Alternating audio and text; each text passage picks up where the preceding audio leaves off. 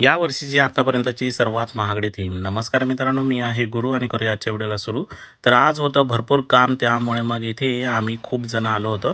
कारण की बलून्स इतके होते की ते फुगवण्यासाठी 3 जण बसले होते आणि तुम्ही बघू शकता इथे खूप सारे आर्च आणि स्टँडी वगैरे मारायच्या होत्या. मग स्टेजचं डेकोरेशन करून थोडं आम्ही पण बसत होतो बलून्ससाठी. मग नाश्ता पाणी करून पुन्हा आम्ही लागलो इकडे कामाला. स्टेजचं डेकोरेशन करता इकडे चाय आला. मस्त चाय पिली आणि चाय पिऊन पुन्हा आम्ही लागलो कामाला. कारण की इथे काम जे आहे ते संपणारं नव्हतं.